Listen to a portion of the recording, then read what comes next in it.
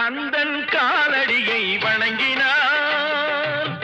கடவுள்கள் யாவரையும் வணங்குதல் போலே கந்தன் காலடியை வணங்கினார்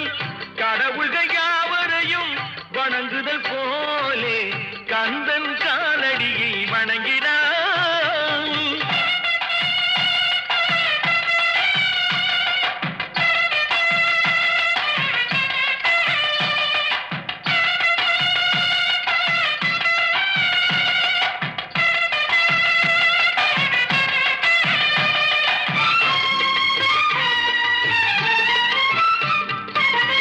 தந்தை பரமனுக்கு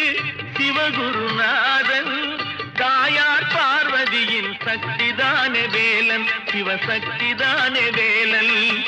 தந்தை பரமனுக்கு சிவகுருநாதன்